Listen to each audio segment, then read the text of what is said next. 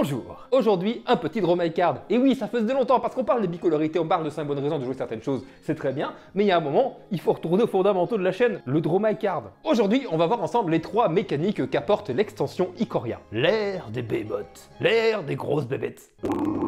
Et ensuite, on verra quelques cartes notables qui sont encore une fois que mon avis personnel, mais c'est des cartes qui m'ont un peu sauté aux yeux en me disant « Eh, regarde, je suis une bonne carte, j'attise ta curiosité, n'est-ce pas ?» Première mécanique qu'apporte cette extension, le recyclage. Ce n'est pas une capacité toute nouvelle, hein, ça date déjà d'il y a un petit bout de temps. Le recyclage, ça dit quoi? Ça dit que la carte avec le recyclage, on va pouvoir s'en défausser pour piocher une carte supplémentaire. Le recyclage va avoir un certain coût en mana, mais là où c'est intéressant, on va avoir des coûts de recyclage qui vont nous permettre de faire des choses en plus. Par exemple, avec le Shark Typhon, qui lui va pouvoir poser des jetons qui volent, mais en plus avec le recyclage, on va pouvoir payer X pour poser un jeton XX avec le vol. Et en plus piocher notre carte parce que c'est l'effet du recyclage de base. Ce qui nous amène donc à certaines cartes qui vont directement synergiser avec le recyclage. Par exemple, avec ce petit renard blanc qui est un 1-1 pour 1, qui dit qu'à chaque fois qu'on va recycler une carte, on va mettre un marqueur +1/+1 dessus. On est donc en droit de se poser quelques questions pour le format standard, par exemple. Est-ce qu'il va y avoir des decks qui vont être basés complètement sur le recyclage, ou est-ce que ça va juste être comme ça l'est actuellement dans certains formats éternels, une manière de recycler, comme son nom l'indique, certaines cartes dont on n'a plus trop besoin en milieu de game, pour pouvoir faire un petit peu de value et potentiellement se remettre dans la partie. Vu le nombre de cartes qui synergisent comme avec le petit renard dont je vous parlais tout à l'heure, et ben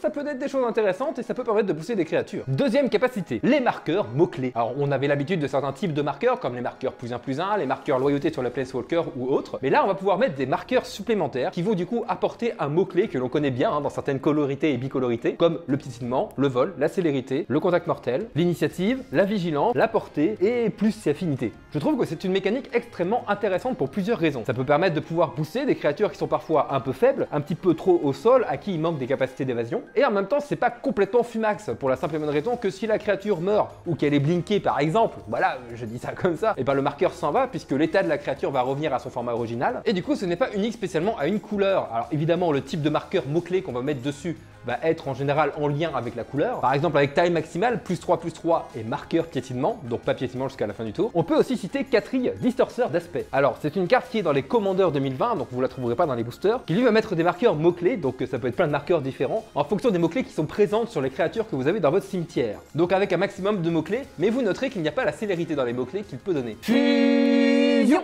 La mutation. Pas mal de questions ont déjà été soulevées sur la capacité mutation. Alors déjà, qu'est-ce donc de quoi que c'est que la mutation? La mutation, ça dit que si vous lancez ce sort de créature pour son coût de mutation, vous pouvez mettre cette créature au-dessus ou en dessous d'une créature non humaine que vous contrôlez. La créature mutante est la créature au-dessus avec toutes les capacités des cartes qui sont en dessous de celle-ci. En fait, si on choisit de jouer une créature pour son coût de mutation, eh ben on va la mettre au-dessus ou en dessous d'une créature non humaine qui est ciblée, qui elle-même n'est pas forcément obligée d'avoir la mutation de base.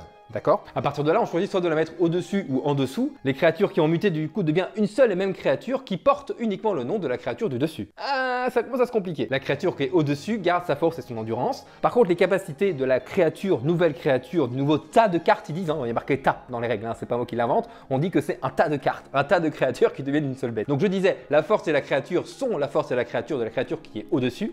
Par contre, toutes les capacités de cette nouvelle créature sont et les capacités de la créature qui est au-dessus et toutes les capacités des créatures qui sont en dessous. Ce qui équivaut et pour les mots-clés, vol, piétinement, célérité, etc. et pour les capacités. On retrouve donc souvent pas mal de créatures qui ont la mutation et qui vont synergiser avec celle-ci. Si on prend par exemple Terrasseur de Gemmes, qui est une 4/4 portée piétinement pour 4, on peut la poser comme ça de manière classique. Et à partir du moment où on va la muter, donc soit qu'elle subit une mutation de par une créature qu'on a dans notre main et qu'on la mute directement sur elle-même, ou qu'elle vient muter une créature qui est sur le board, à partir de là, on va pouvoir détruire un enchantement ou un Arthos qu'un adversaire contrôle. Lien dans la description sur les règles officielles. Bande de canailloux, allez lire. Et enfin, en dernière petite nouveauté sur cette extension, Compagnon. Une carte qui a Compagnon va pouvoir être hors dehors de la partie, on va pouvoir la jouer comme une créature classique à partir du moment où on va respecter une certaine condition. Pour le standard par exemple, il faut que la carte avec le Compagnon soit dans le side pour qu'on puisse aller la chercher et la jouer sous certaines conditions évidemment. Par exemple, si on prend Loutri le chasseur qui est une petite loutre toute mignonne, on peut la jouer soit dans notre deck de manière classique sans forcément respecter la condition, dans ce cas-là, elle fait partie de notre pack quoi, normal, ou alors dans notre réserve de 15 cartes, si on parle du format standard par exemple, si jamais on veut pouvoir la jouer en tant que Compagnon et pouvoir la jouer comme si elle était dans notre main alors qu'elle est dans notre side, à tout moment on pourrait la jouer comme une créature classique, donc pendant l'une de nos phases principales. Alors là c'est pas tout à fait le cas parce qu'elle a le flash, mais bon, vous avez compris l'idée. Eh bien il va falloir respecter la condition de Compagnon, à savoir sur cette carte là, que toutes les cartes non terrain qui composent notre deck aient des noms différents. En fait c'est une condition de construction de deck. Ça peut très bien jouer par rapport au coût converti de mana, ici ça joue par rapport au nom des cartes qu'il faut qu'ils soient différents. En dehors des cartes de terrain, sinon ce serait complètement injouable. Mais est-ce que dans le format Brawl et dans le format Commander, toutes les cartes n'auraient pas des noms différents? Oh mon